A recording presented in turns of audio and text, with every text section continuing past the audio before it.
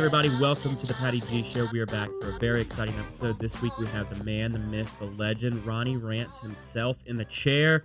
We talk everything, the whole career. We talk about his sports introduction, playing baseball in the minor leagues. We dabble in some sports, broadcasting, producing. Then we talk about arena football, Sports Hall of Fame for Louisiana, all the way down to very latest endeavor of owning the Baton Rouge Rougarou team and what that means and what it has done to the city. Very exciting stuff. Really, really great episode ahead.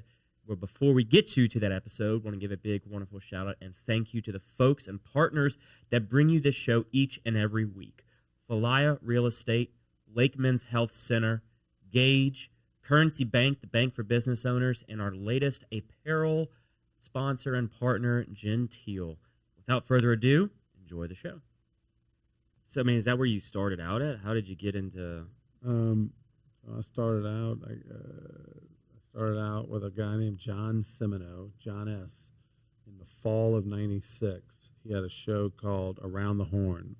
It was on 12:10 a.m. The Score, which was a 1,000-watt AM Christian country channel that 96.1 The River owned. It was 96.1 The River and 12:10 a.m. was out and 10 out in Denham Springs. And it was us from 2 to 4, John Fine and Tommy Chrysan from 4 to 6. And then the rest of the time it was Christian country, except on Friday nights they'd carry Denham Springs High football. And we would do a show Monday through Friday. He had the show already, was looking for somebody to come in with him. I had just gotten done playing minor league ball. I'd had my second surgery, was done. Wanted to get in the, sports talk, radio, TV, all that stuff, and I went and started with him. That's how I got my foot in the door. So you played minor league ball. Mm-hmm. Okay, who'd you play for? I was briefly with the Padres and Milwaukee Brewers organizations, and then I finished up in the Texas, Louisiana Professional Independent League, for a few months. Okay, so that was early to mid-'90s? That was 90 parts of 94, 95, 96. Okay. Yeah. So you were already in the athletic field as a player. Yeah. Okay. Well, I mean, LSU, I played on the 91, 93 national championship teams and then got in, signed with the Padres and then and was with them, Brewers, and then independent ball. And was in Wisconsin, Texas, Canada, giving it a go. How was Canada? Wasn't in the best part. I mean, it was fine, but it wasn't in the best part. I was in Manitoba, which is north of North Dakota, near Winnipeg and all that, which of all the parts of Canada, you would not choose to go there. Although it was fine. It's just everything else was more beautiful and, populated and everything. So that was kind of cool. I didn't know there was anything north of North Dakota. I didn't either. So you do the baseball bit, and then you come back, and were you looking to get into radio talk show, or was it just kind of, how did that come about? I always knew I wanted to do sports, television. I thought I was going to be, like every little kid, I thought I was going to pitch 20 years in the major leagues, 10 years in the major leagues. I was going to be Jim Palmer. I was going to do underwear commercials, and then I was going to be doing the Sunday game of the week, and it just didn't quite happen that way. But when I played at LSU, Coach Bertman used to let me go up in the stands midweek games in my uniform on KLSU and do a couple innings on the radio. Like if I wasn't pitching that day or something, like, Coach, can I? Yeah. So about midway through the game, I'd like run up in the booth in my uniform, throw on the headset, sit in on the KLSU, which at that time used to do, I don't know, they would probably do at least 15 games a year on the radio, if not, because the WJBO didn't do all the games back then. And so they would carry the rest, whatever WJBO didn't do, which a lot of that was early in the season or midweek games, they would do. And I would go up and announce them, broadcast them. And so that's how I got like, oh, yeah, this is definitely what I want to do. So even at LSU, you had this itch to do. Oh, sure. Well, what were you at LSU for? Was it any sports broadcasting or anything? Yeah, I mean, when I went in there, I was journalism, but sports broadcasting and broadcasting in general wasn't like it is now. Yeah. You know what I mean? Not as produced. Yeah, I mean, now there's a million sports channels, there's a million podcasts, there's a million paths to that world. Back then it was you're a sportscaster, 6 and 10 o'clock, you're doing the news Steve Schneider, that's who you were, Jordy Holtberg back then, Mike Rhodes, those were some of the names, back in the Baton Rouge days in the early 90s. And you were that was the path. Either that or you were on television on Saturday and Sunday announcing. You were Bob Costas. You know what I mean? It was either local or national, and that was it. Now there's a lot in between. Yeah. Now you can do all of it almost. Yeah. You've got during the middle, you can do your shows, whether it's a podcast or even a YouTube page dedicated to sports. I mean, nowadays you're not just a sports writer. You're a host of a show. You're a social media influencer. I mean, you can't just be one thing. I mean, they don't even want you if you're only one thing. So it was definitely a different world. So then you come back after having that time at LSU, maybe you were a little distracted from the game, wanting to always go announce, and you come back and you say, I want to get back into that, and then this opportunity presents itself.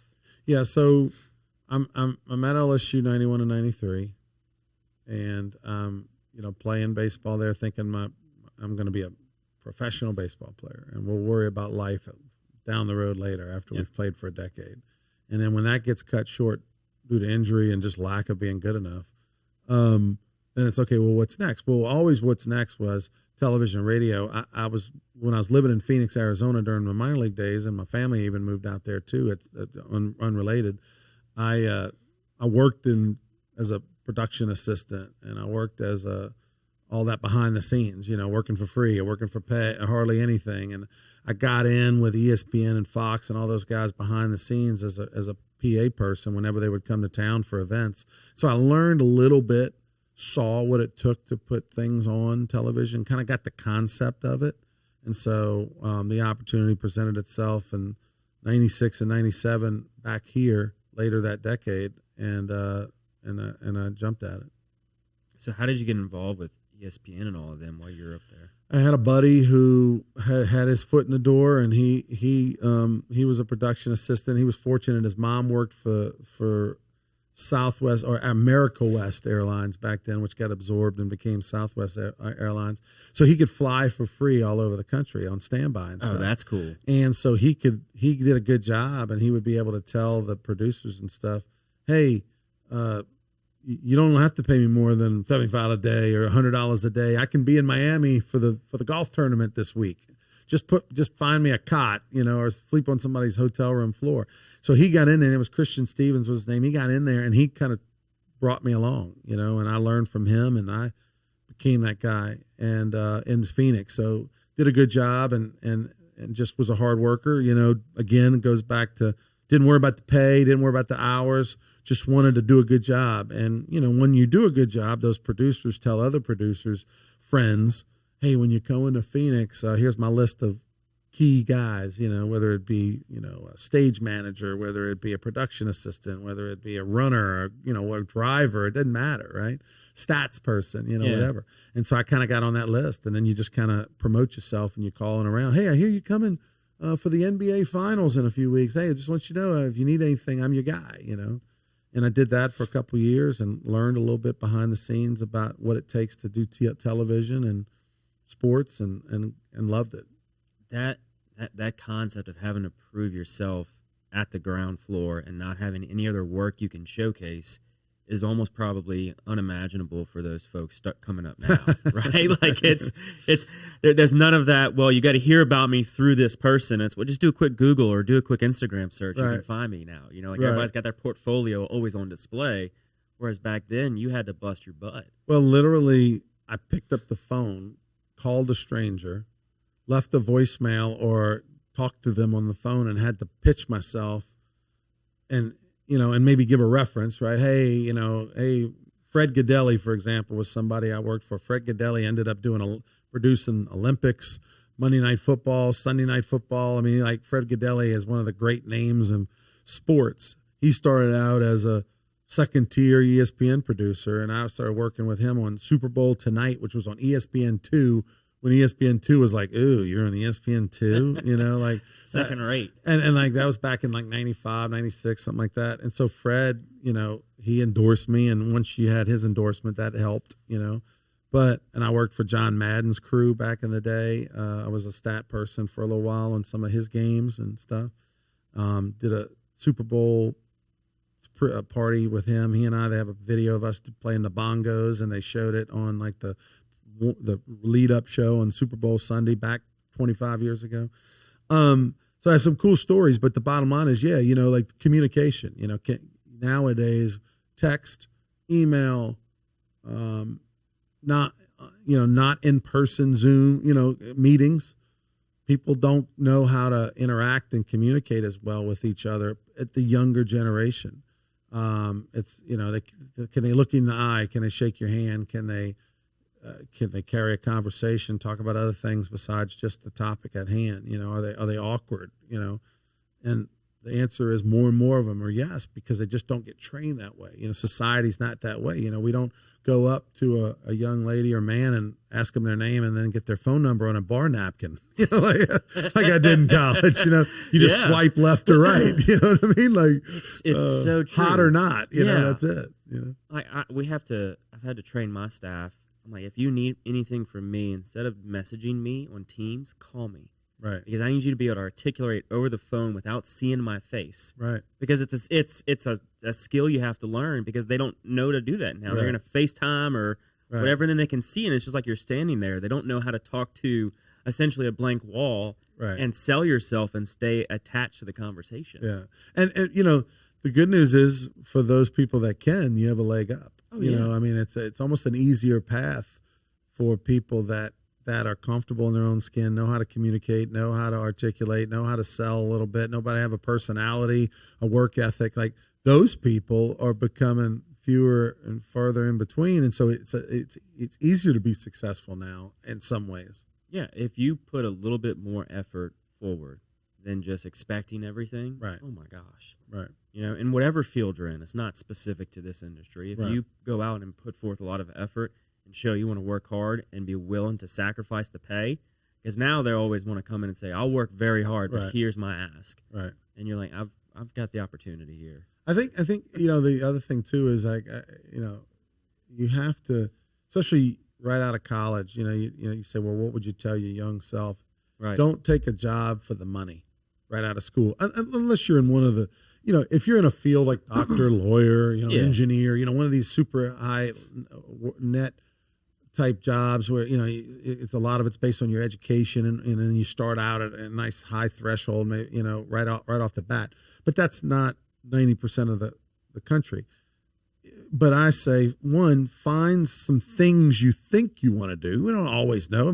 People ask 20-year-old kids all the time in college, what do you want to be? They don't know, and that's okay. It used to be when I was in school, an average student changed their major like 3 or 4 times, and only 75% of people even had a job in their field that they graduated with their degree in. So that's not far off still. And so because of that, just figure out what it is you think you want to do, and take jobs for the education, the learning, the career path. A lot of it is attaching yourself at the hip of the right person, right? Especially in sports, whether it be in front office, whether it be as a coach, a lot of it is, did I go work for the right guy or gal, and were they really good? Were they successful? Did they get a job? Did I meet other people at that job that are moving up as well? And you're all just kind of, because friends hire friends and friends hire business acquaintances that they've worked with before. And so those are all important things that I think you got to try to figure out at a young age. It's not all about, well, I can make $5,000 more at that job, so I'm going to take it. This episode of the Patty G Show is sponsored by Genteel Apparel. Genteel Apparel is our newest clothing outfitter. We've got a great partnership with them. Head on over to the website, pattygshow.com/sponsors, to learn a little bit more about them, and there's a little treat there for you when you get there. Again, this episode is brought to you by Genteel Apparel. Yeah, and it's that building block of your career.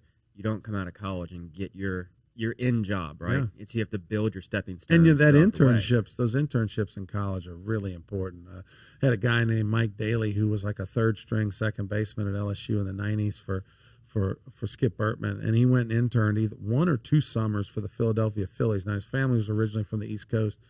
he worked for free for them in the summer, and he's had a career in baseball ever since, not on the playing field, but because of the contacts he made and the work he made, the guy's still in professional baseball and been in it for 20 plus years because of his internship in college. Yeah, and that willing to do whatever's necessary and not take it for the money.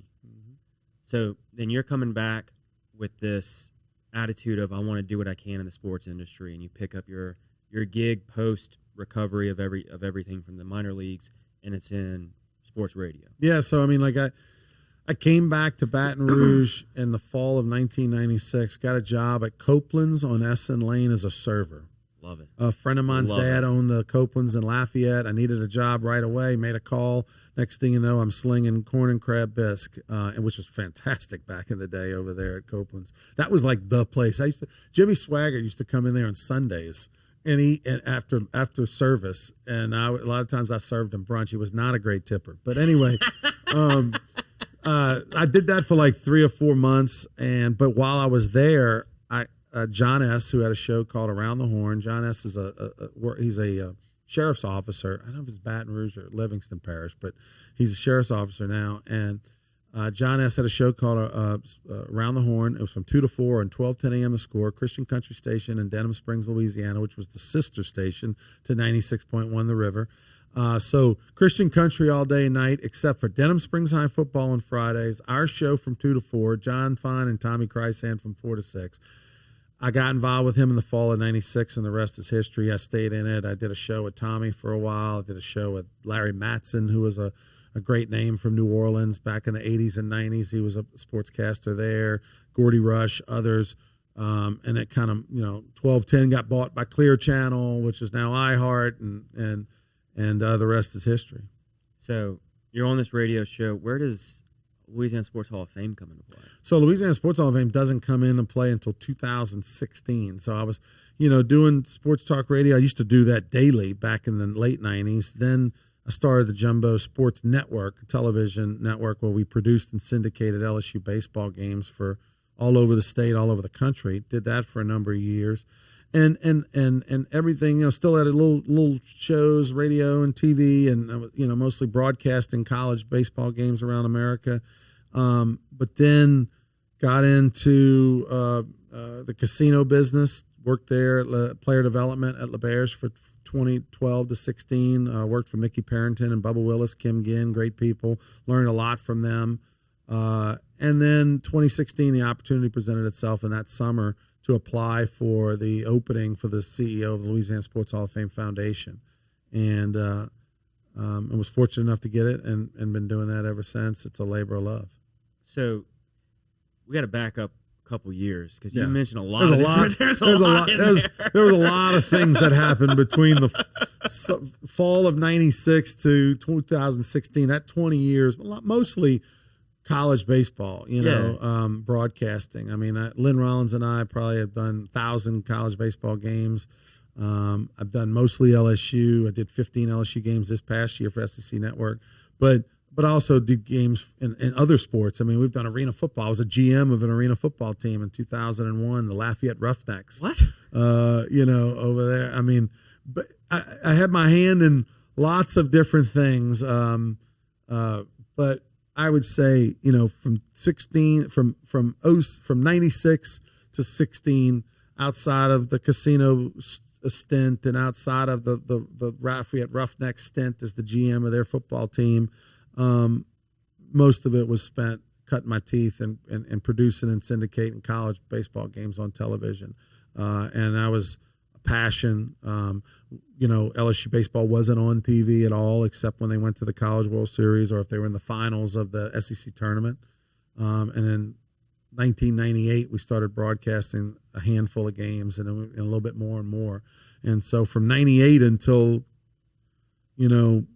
Cox Sports Television came around about 5 years later, we were the only ones putting LSU games on. And then from that point on, Cox and I kind of did a joint deal where we did games together. So all those regionals you watched growing up, whether it be the 2000 regional, at home against UCLA and the Supers, whether it be the 2001 LSU Tulane, the final games of Skip Bertman's career, whether it be the UCLA regional on the road in 2010 when LSU faced Trevor Bauer and Garrett Cole.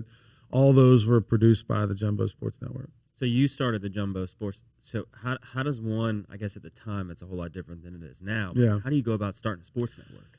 You fake it till you make it. Now, again, I go back to the advice that I give, which is mentors. You ask people that are doing something already in that business for advice, and you learn. It's not I was already doing sports talk radio, which at the time, everyone in Baton Rouge, whether it be Buddy Sanji, Jimmy Ott, Charles Hannegriff, all those guys, that you bought your airtime. You didn't. Nobody paid you to do sports. Right. I think Matt Moscona was literally the first person in this city that got paid to just show up and be a talent. But Matt cut his teeth for 10 years as a board op before that. So. The concept of you pay $5, you sell advertising for $7, you make $2. TV's just a bigger scale. Yeah. Radio's a lot cheaper, a lot smaller, easier to do. But television is the same thing. And I just believed in 1997 when I came up with the idea. There was LSU games weren't on TV, and the games were sold out, and they'd already won 4 national championships, and it was like, okay, well, this is the perfect storm for there's interest. Yeah, this is a hot topic. Yeah. And so it cost me $10,000 to $15,000 a game, and so you had to go, depending if they were on the road.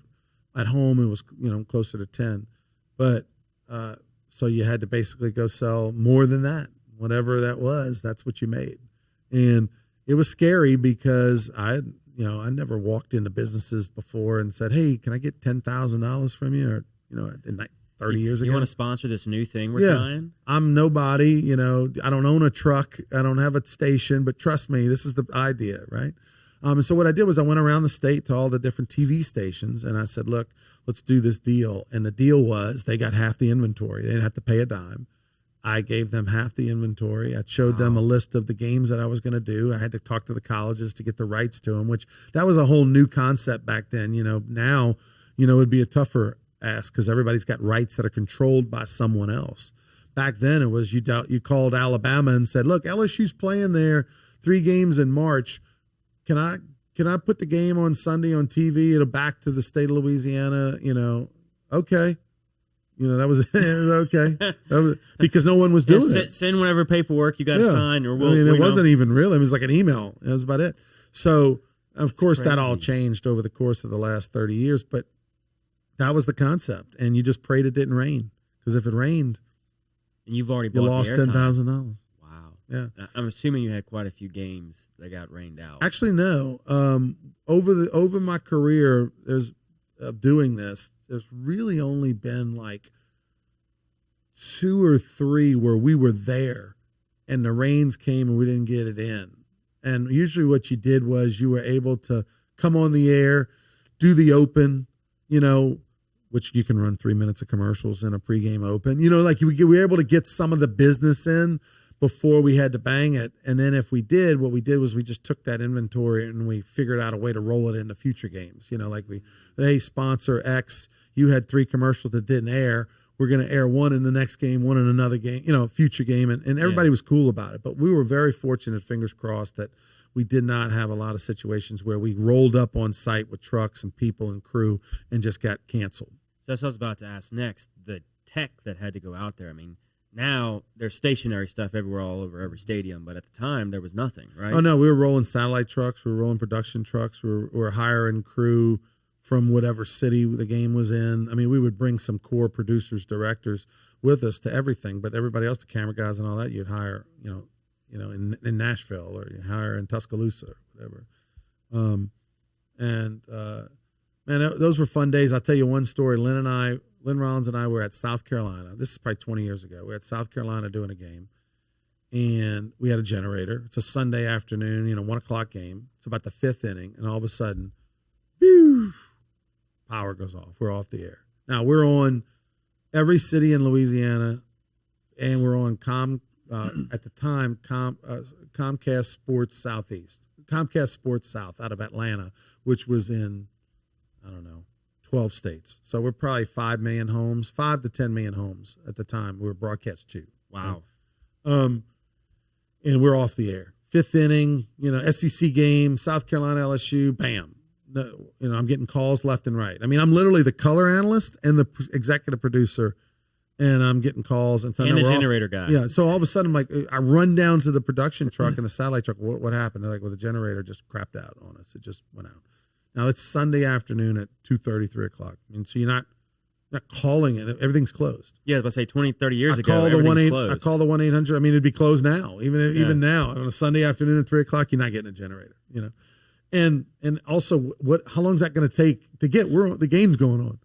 And so I end up talking to somebody at South Carolina, and they tell me on the other side of campus is a big generator for a construction site or something. That's not big. We literally take a buddy of mine's pickup truck, go to the other side of campus, pull this generator over, get it hooked up, cranked up, and we probably missed 3 innings. Oh. So when we came back on, we missed at least 2 innings, but let's just say 3. We came back on. We just simply, let's get you caught back up. Of what happened in the last hour. And so basically all the stations were running a crawler because we were telling them like, hey, look, we found a generator. We're getting it. Hey, we've had technical difficulties in Columbia, South Carolina. Stay tuned. We'll rejoin. And we picked it back up in like the 8th inning or something and finished the broadcast. And you're like, let me catch you back up. And yeah, we just showed some highlights and, whatever we did, a recap, graphic. I don't know. It was crazy. But we made it happen. So, and y'all were able to still capture video without the generator. I'm trying to think back. Because if I'm thinking here, if you've got no power, you can't capture a whole lot of video unless you've got tape. No, we didn't. I guess we were dead. And then when we came back up with a caught you back up, we probably had like a graphic, like 6th inning, somebody scored, 7th inning, whatever. Yeah, so we just kind of told you about it. Probably put some graphics up, and we went. And the reality is that the world didn't end. We were okay. We lost a couple. One game. It was like 2 innings of commercials, and we were able to make that up, either that game or another game. And but I mean, it's just crazy. I mean, you should. I mean, as a guy who's writing a check for that. I mean, I'm 30-something years old at that time, and young 30-something, and oh God, this is not good. Yeah. And we just got to make it happen, baby. Got to figure out a way to make it happen. So, I mean, you said, did you lose any sponsors or anybody from that? They just said, no, it's all good. You fixed it. Yeah. I mean, it was only 2 innings that it was down or something like that. It wasn't our fault. Right. That's what happens when you use generators versus shore power, which that's why you always try to use shore power if you can. But it was crazy. Well, and now I'm sure you can just go on the PA. Anybody that's tailgating got a spare generator we can borrow. We're not talking about that size generator. We're talking about a big generator, a much bigger generator for those 2 production trucks and everything else. Welcome to the brand new Falaya mobile app. We took all the same tech that's helped hundreds of people sell their homes themselves and packed it into an easy-to-use app for your phone. When you download the Falaya mobile app on either the Apple or Android App Store, you'll immediately be able to see the power of this game-changing tool. From the seller's dashboard, you can navigate to all the information that you need. We intentionally separated everything into key groups, such as tasks to be completed, buyer leads for your listing, and contact information for everyone involved through closing. When you get an offer on your property, you can simply review and respond all within the app. No matter where you are in the world, you'll be able to monitor everything that's going on with your property from listed to sold. It's truly the power of Falaya in the palm of your hand. Download the app and see for yourself. Falaya, it's real estate reimagined. Wow. So you got to truck in all this stuff each and every game, and you're essentially traveling the road with the team. Yeah, well, we didn't do every single game. We probably did back then about 10 games a year. Okay. So SEC plays 10 weekends, and our niche was to do the Sunday game of every series. Got it. So we would do that, and then we did we would do the Wally Pontiff games, and we did some one-off other games, but that was and then the regionals. But that's what we did, was the Sunday game of the week, and we did that for a long while, and that was a lot of fun.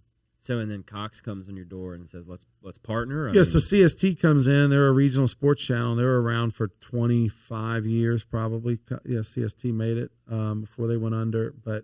And at some point, they hired me as a broadcaster, and then we started doing more things together. You know, they needed programming because they're a 24-hour channel. I needed a home. At first, we were a little bit competitors because we just hadn't quite figured out how to work together. And then we figured out how to work together. It made more sense to partner up. It saved them money, saved us money. And it was good. Yeah, at that point you're sharing resources. A whole lot easier to make the games happen. Yeah. So let's talk about the arena football. General manager. You've been baseball your whole career. And then you switched to this sport. That's kind of Gordy Rush's fault because Gordy was the general manager of the Baton Rouge Blaze. Okay. And Woody Kern, who's no longer with us, Woody owned the Tampa Storm, was a very successful arena team, still around. And Woody he started at the same time the Baton Rouge Blaze and the Lafayette Roughnecks in 2001. And the Blaze were GM was Gordy, head coach was Alan Risher, former LSU quarterback in the early 80s. We led him to the Orange Bowl in 82 season. And then I had Buford Jordan, who's in the Louisiana Sports Hall of Fame. Buford went to McNeese, played for the Saints, played for the New Orleans Breakers in the USFL back then. And what happened was they had made a change with their GM prior to the start of their season, season one.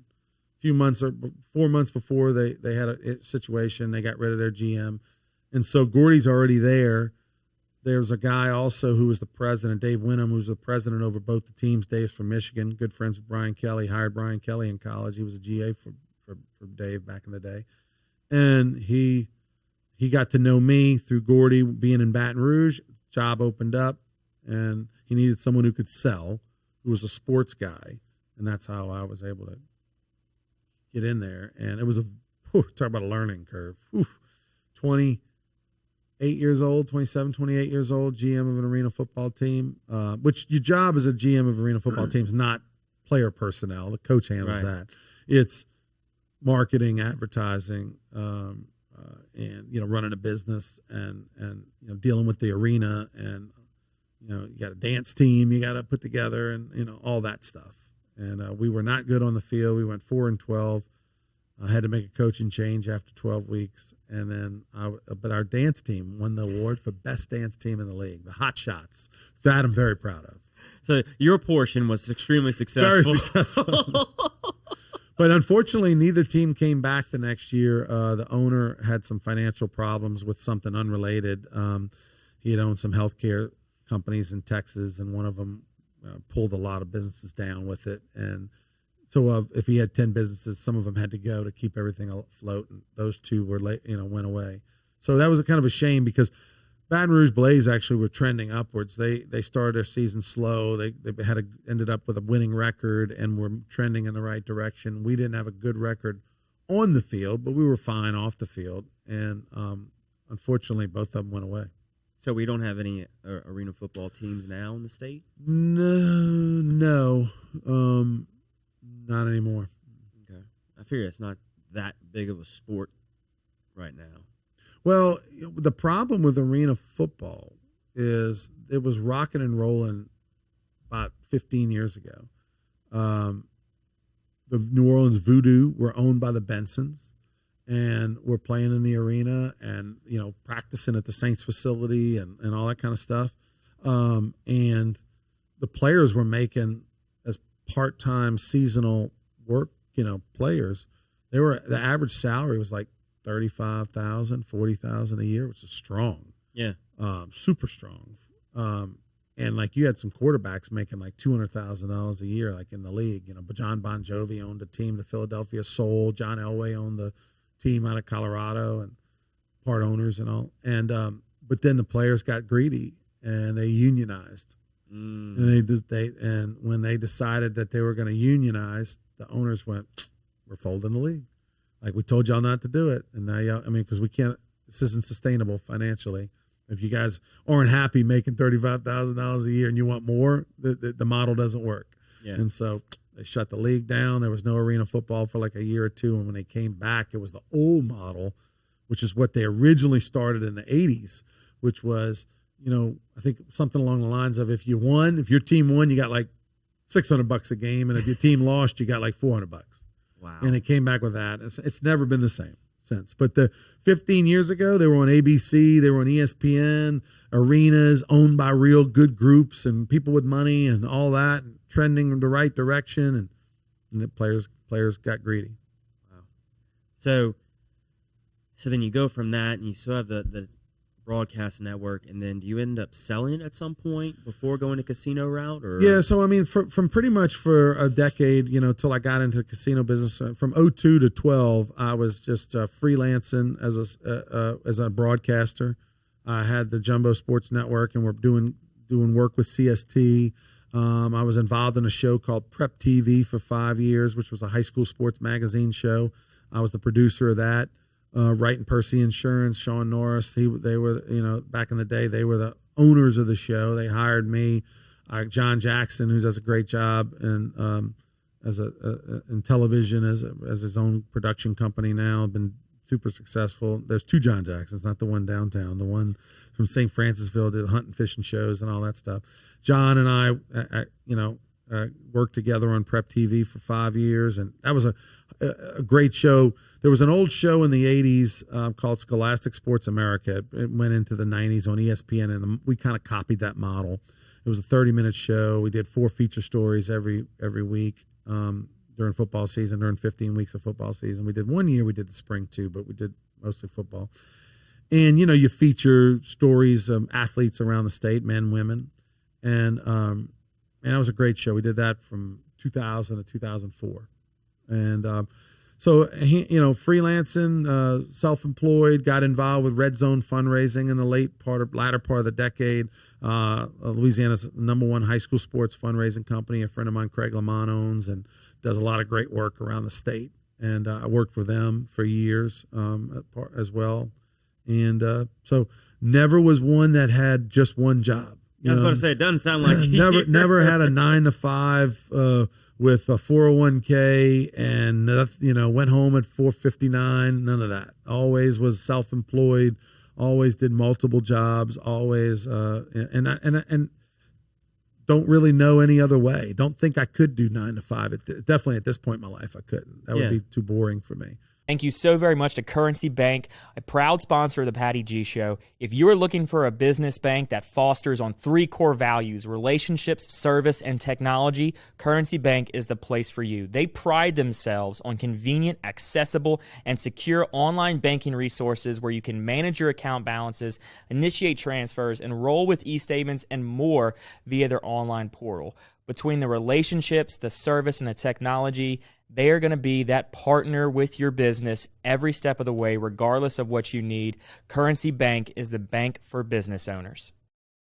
So always had my hands in a million cookie jars. But all like great cookie jars to have your hands in. Yeah, I mean, like it was fun stuff. It was fun stuff. Fun stuff. It's nothing that you've got to sit there behind a desk and right. Work at a computer the whole time. You're out and about meeting people, networking, and essentially doing 3 jobs at the same time with one meeting. Right. Yeah. To each his own, man. Because you can't be the visionary or a salesperson without the guy behind the computer, right? They all go hand in hand, and it's just you got to know what your strengths and weaknesses are, and what you like to do, and what you can do. And I was never a real sit still kind of guy, and still not. And so I definitely found things that I was interested in and tried to figure out a way to make money doing it. And I think that's sort of a key to anybody. Yeah. I've had opportunities, like, for example, I've been offered years ago, State Farm, recruited me to go be a State Farm agent. And that would have probably been the smartest decision financially. I don't know many broke State Farm agents. You pretty much have to just not get out of bed to not make it working for them, especially back 20 years ago, 30 years ago, or commit some type of felony or something. Right, you can have a team still running the business while you're in bed. Right. You get something really bad. There were a lot of opportunities along the way that I had chances to go do something that probably would have made me more money, but I just didn't see myself doing it. It wasn't something that I was passionate about. I felt like that I wouldn't want to do that every day. And so I made the decisions, and not necessarily always the smartest one, but I made something that gave me some juice, something that got me excited, so that's kind of what I chose. So then you hang up the broadcast producer hat to go into hospitality in the casino world. Did you sell the network, or how did you No, I exit still there? kind of, what happened is that the Jumbo Sports Network, it still exists in paper, but we just basically did fewer and fewer games, as ESPN, SEC Network gobbled up all the rights to everything. It got harder and harder to do games. Right. When the SEC Network, who's now been around about 10, 11 years, once the SEC Network came along, CSS folded, eventually CST folded, because ESPN just owns everything. And when they own it, a lot of times they won't let you do it, even if they're not doing it. So, like, for example, Nichols is a member of the Southland Conference. Southeastern's a member of the Southland Conference. We think of that as, like, if you're an LSU person, well, that's lesser tier. Well, ESPN owns the rights to the Southland Conference. Even if they're not doing the games broadcast-wise, they're not necessarily going to let you. And so that started to happen more and more. It got harder and harder to do games. And so I'll do a game as a producer occasionally. I did a couple games for UL Lafayette last year, but it's fewer and fewer. So 2012, I got involved in working at LeBare's Baton Rouge, working for Mickey Parrington, who was the vice president, Kim Ginn, who was the head of marketing, who's now the vice president, GM over there, and Bubba Willis, who's the head of player development, and all of them were great to work for, still friends to this day. And I learned a lot during 4 years. I'd never been in a casino business. I learned a lot about human behavior, relationships, what to do and not to do. Yeah. But it was a really good. It was really good working for them, and it was a fun thing that I did for those 4 years. I really enjoyed it. Made some good friends. Met some of them customers, and then I had the opportunity to get into the Hall of Fame and jumped at it. I still have a relationship with Louisiana, with LeBare's to this day. I MC some of their VIP events. They're a great sponsor of a lot of the things that I'm involved in. I have a great partnership with them. And so if you're in Baton Rouge, go to LeBare's. That's right. So now you're Sports Hall of Fame. What does that role look like? What do you do on a day-to-day, So the Louisiana Sports Hall of Fame is located in Natchitoches, Louisiana. It's open Tuesday through Saturday. It's a wonderful museum. It was built by the Trahan Architect Group out of New Orleans, and won 1 million awards. The building opened in 2012. The Hall of Fame has been in existence since the late 50s. The Louisiana Sports Writers Association members started with the Hall of Fame. It used to just be a banquet kind of thing for about 15 years. Then Natchitoches stepped up and said, we'll give you some space on our campus. And so for 40 years, the Hall of Fame was at Prather Coliseum, the basketball arena on Northwestern State's campus, and in the hallways and stuff were all the exhibits and whatnot. And then Katrina happened. FEMA money came into Louisiana. Some of that was earmarked for tourism. And when it's earmarked for tourism, it goes to the state capitol. They fight over it. Where's this money going to get spent and how? And North Louisiana politicians were able to say in 06, 07, let's not put all our money in the build in the back New Orleans basket. Let's sprinkle some of the dollars in North Louisiana. And that's how they got manna from heaven to build a museum. They never would have any other way unless somebody would have just died and left them a bunch of money.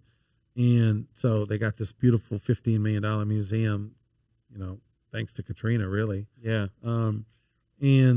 And so every summer, the Louisiana Sports Hall of Fame inducts a new class. It's a 3-day event. We have 7-8 different events over those 3 days. And if, folks should really go check out the museum. It's incredible. So my job is to promote the Hall of Fame, do events around the state, a fall golf tournament, a spring golf tournament, in different parts of the state. I'll do events around the state, and and I'd put on the Hall of Fame induction weekend and all the events that are affiliated with that. So mostly getting the word out there and spreading the word and letting people know that it's in existence. Right. Right. I mean, I had never been to the Louisiana Sports Hall of Fame prior to being the CEO. I'd never been to a banquet. I'd never been to the museum. I had never been to an event. I knew about it. You know, Yeah. I mean, obviously I read about it for years. I always read articles in the paper about that year's class and the feature stories. And I watched it on CST. Kent Lowe started years ago. LSU's Kent Lowe is in the Hall of Fame as a sports information director. He was very involved and helped put on a special on CST for 20 years, about the Hall of Fame. And so I was aware of it. I just had didn't really know more than that. And it's really incredible. The stories and the athletes for a little state, 4 million people per capita. Louisiana has better athletes, better coaches, better administrators than any other state in the country. I mean, it's amazing. Really? Yeah, per capita. Okay. I mean, just think about the superstars, right? In basketball, Pete Maravich, arguably the greatest college basketball player of all time. Shaquille O'Neal, the most iconic basketball player of all time. I mean, Shaquille O'Neal, I think is a top 10 famous person in the world to this day, and he hadn't played in 15 years. You know what I mean? Like, so. And then, you think of, baseball, Skip Bertman, the greatest college baseball player of all time. Ben McDonald, the Golden Spikes Award winner, and it's the Heisman Trophy of, we've got two of them, Paul Skeens and, just the state is loaded with Drew Brees and Archie Manning and the Mannings, Peyton and, Eli. They're all from here. You know what I mean? Like it's incredible. Bill Russell was born here. Now he's not in Louisiana Sports Hall of Fame because in order to be in the Hall of Fame, you have to have gone to high school 2 years or more in Louisiana. Oh, okay. Or 2 years or more college or 5 years or more pro. You have to have done that in Louisiana. So Peyton Manning, Eli Manning, they did 4 years of high school. They're in. Shaquille, 3 years of college. He's in. Drew Brees, 5 years or more professional. He's in. So those are the minimum guidelines just to be considered. But this state is incredible with the amount of talent it has in sports for such a small state. Thank you to our wonderful sponsor, Lake Men's Health Center with Our Lady of the Lake Physicians Group. Guys, I know it's tough to get out and go to the doctor. I know it's challenging to find time in our busy days, but I promise you, signing up to be a part of this group with Dr. Curtis Chastain and Dr. Tyler Boudreau, you won't regret it for several reasons, but most of those being the fact of the time it saves, where you're able to get in on the same day, get that appointment done, and spend that time you need to talk with them about what your health goals and concerns are, as well as ensuring that the financial investments you have, you will be able to live out and see those come to fruition. So if you're an investing guy, you know all about and planning for the future and investing in the future. There's no other more important thing to invest in than your health. Make sure you go check them out, Our Lady of the Lake Physicians Group Men's Health Center, and tell them Patty G sent you. And across the categories. Oh, all of them. The thing about being the CEO that's so cool is it's not the football, baseball, basketball stories. It's the T-Berry Porters, who you don't know who that is. Most people don't know who that is. He was a rodeo champion in the late 40s, 50s, and 60s from Leesville, Louisiana, still alive at 97 years old, comes every year to the Hall of Fame induction. And T-Berry Porter, when you bought a pair of Wrangler jeans in the 50s, in the early 50s, for about 3-4 years, there was a advertisement in the pocket for Wrangler jeans, and it was an advertisement for the Wrangler rodeo team, and it was 4 guys and pictures of them, and he was one of them. So every pair of Wrangler jeans that you bought, insane. He was on it. And so that's how famous he was. That's how great he was in his sport. And he's an unbelievable guy. I mean, he's a true cowboy. The guy took a Buick from Leesville, pulled 2 horses behind that Buick to Madison Square Garden and won the world championship in 1949 in calf roping, and then drove to Boston, to the Boston Garden the next week and won another world championship, and then drove back to Leesville without stopping other than to get gas after that. Jeez. And that was in 1949. That was at the beginning of his career. Danielle Scott, you don't know who Danielle Scott is. Danielle Scott's from Baton Rouge, went to Woodlawn High School. She went to Long Beach State in the late 80s, early 90s, played 4 years of basketball, 4 years of volleyball, won the national championship her senior year in volleyball, won the Honda Award, which is the Heisman, for greatest volleyball player in the country, went on to be in 5 Olympics, was an indoor volleyball player in 5 Olympics, and in 2002 was voted the #1 indoor volleyball player in the world for her at her position. Whoa. I mean, and you don't know who they are, because they're not Right. football, baseball, basketball. Exactly. But they're like some of the greatest to ever do it, and they're from the state of Louisiana. And those are the stories those are the people that you meet. Those are the stories year in and year out that are incredible. But you look at the Olympics right now, and you look at the lineup that they have across the different athletes, and how many of them are from LSU? Right. How many of them are from Louisiana? It's insane. And they just go on, and then every time I see an athlete that are from Louisiana, from Baton Rouge, I instantly want to watch whatever sport it is. Doesn't matter, because they've got that home connection. Yeah, no, it's something in the water. We're not number 1 in education, but we're #1 in sports. That's for sure. We got a great sports history about us. Yeah, I'll tell you a funny story about it. Greg LaFleur played tight end at LSU in the late 70s, early 80s. I don't know if he played in the early 80s, late 70s. He's from Ville Platte, Louisiana. Greg was a former athletic director at Southern. And Greg used to tell a joke when he was on the Rubber Chicken Circuit tour, promoting whatever school he was working for. He used to be assistant AD at LSU and all that stuff. And Greg would say, I'm from Ville Platte, Louisiana. And as you may or may not know, Louisiana is last in the country in education. And I'm from, is that Evangeline Parish? I'm not sure of the Evangeline Parish. And he'd say, I'm from Evangeline Parish, and we're the last parish. We're the worst parish in the state as far as education, ranked last. And I went to Ville Platte High, and Ville Platte High was ranked the worst high school in Evangeline Parish. So that was my high school. And he goes, and I finished dead last in my class. So that makes me the dumbest guy in the state of Louisiana. The last in school, the worst high school in my parish, the worst parish in the worst state. So I'm the dumbest person in America in 1977 when I graduated from high school, which of course is not true. He's a joke. Right. But he used to tell that, and I thought that was funny. Jeez. And then he goes on and do such great things. Mm-hmm. So how does Rougarou play into all this?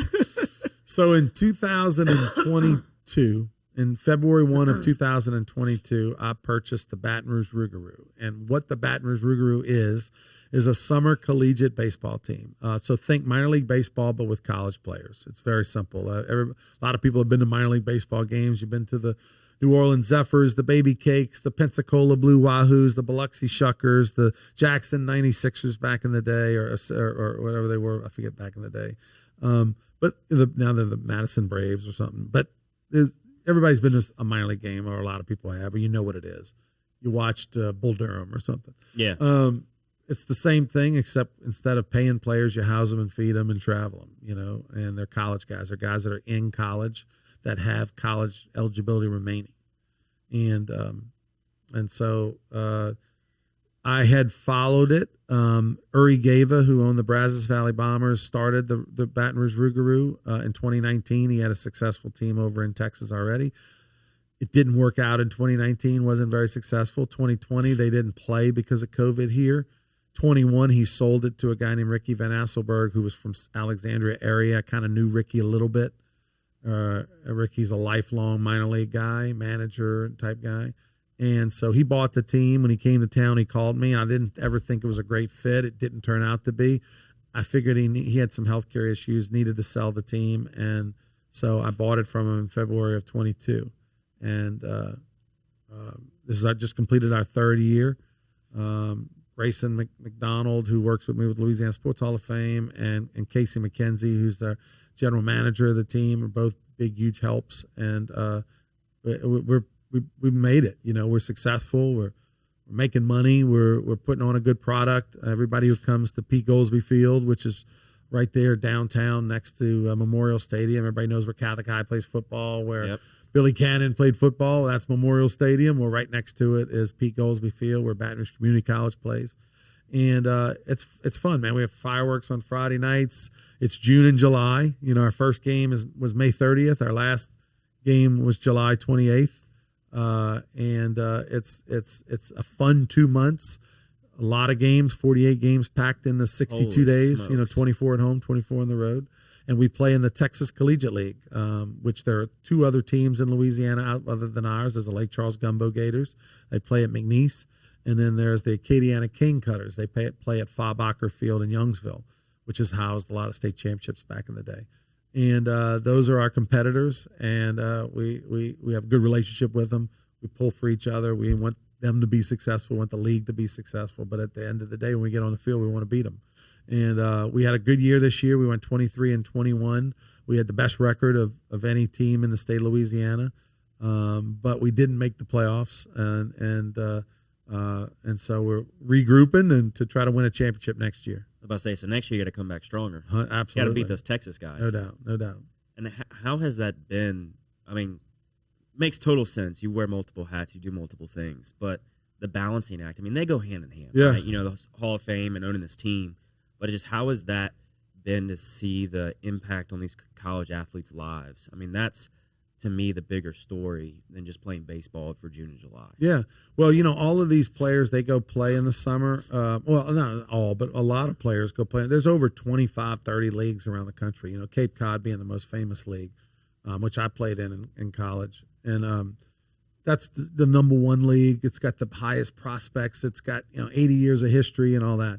But all the other leagues are very similar, and they're we have players from the Division III level, junior college level, all the way up to LSU players and SEC level, and it's wood bat, so it's the old school wood bat professional baseball. You don't hear that tink, you hear the crack of the bat, and it allows them to see what they all want to play professional baseball. Now they get to see what it's like.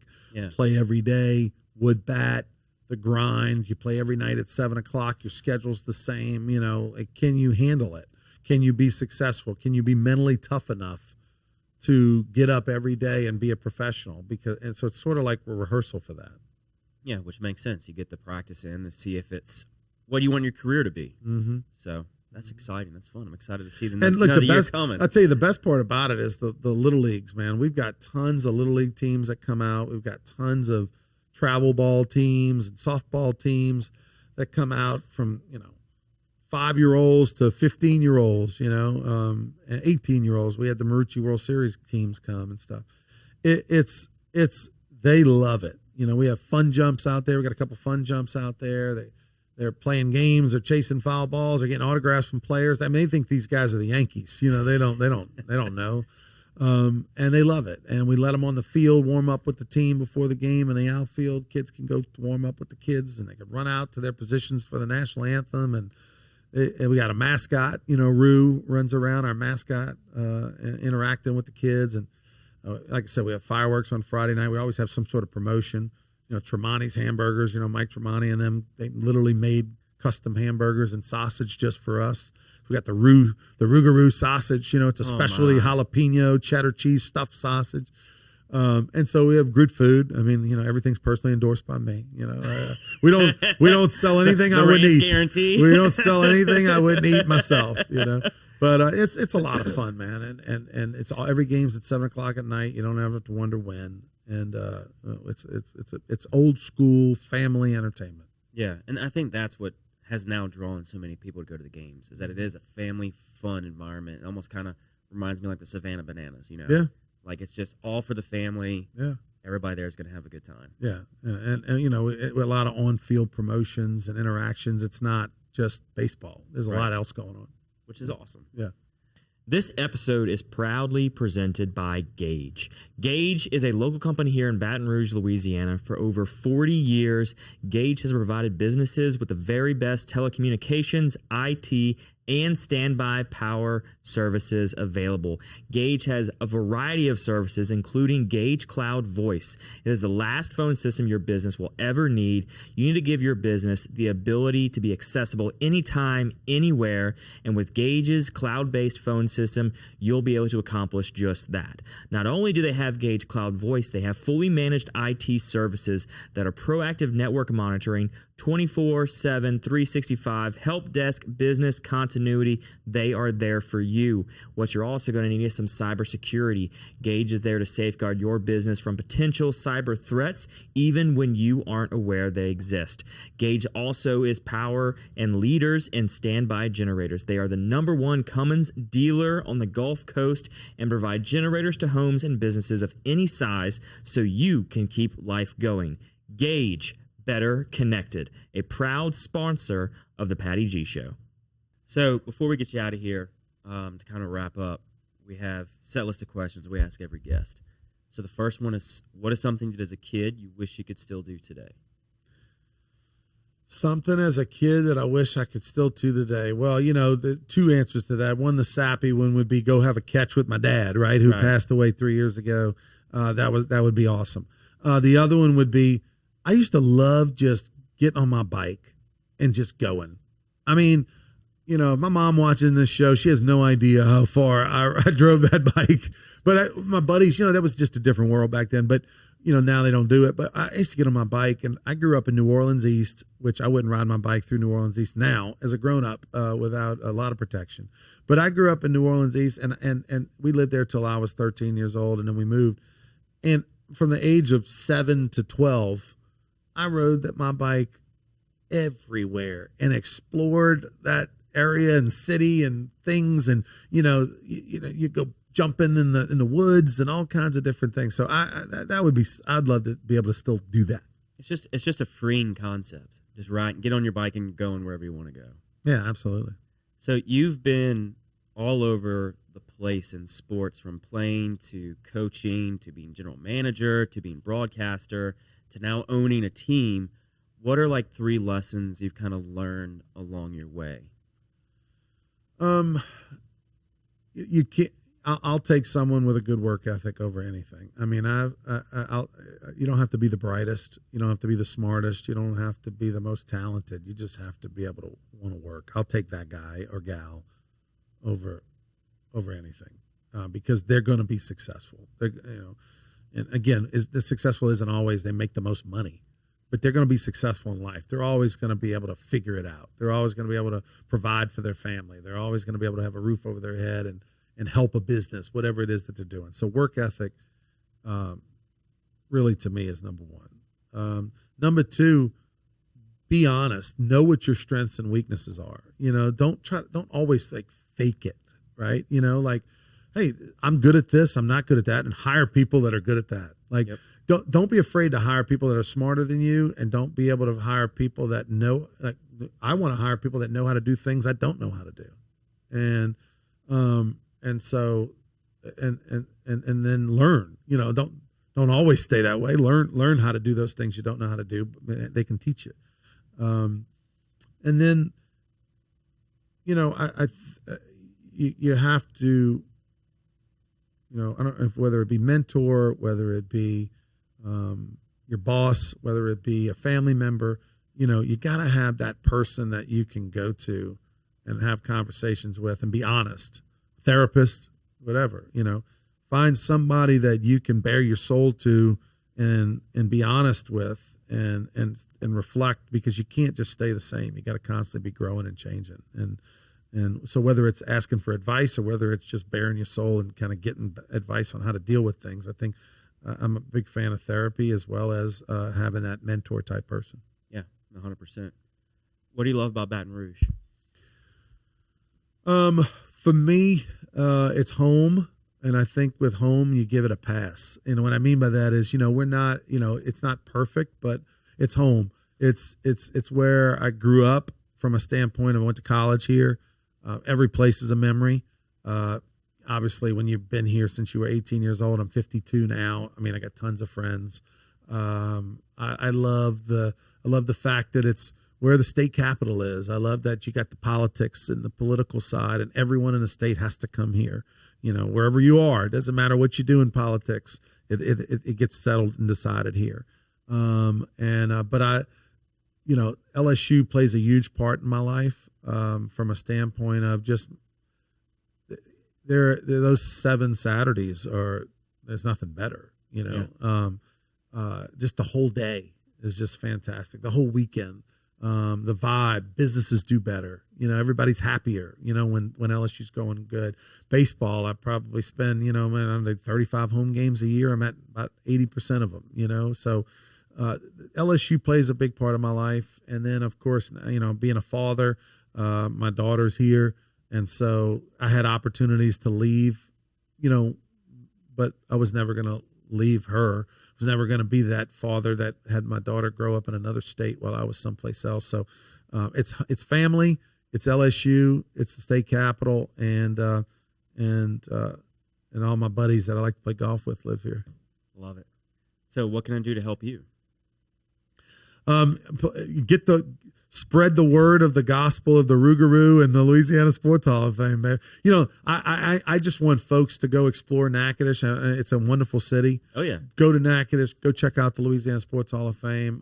Tuesdays through Saturdays, it's open from 10 to 4:30. It's only a 2.5-hour drive from the Mississippi River Bridge in Baton Rouge to downtown Natchitoches. And the best times of the year to go between Thanksgiving and the first of the year. The Christmas lights are unbelievable. That Steel Magnolias, the movie was filmed there. If you watch that movie, you see the Christmas lights. I mean, that was in the late 80s. They're much better now. But every Saturday, they have fireworks. They have bands playing on the river from Thanksgiving all the way to the first of the year, the weekend before Thanksgiving. They have Christmas lights every night of the week. I mean, it's magical. Your kids will love it.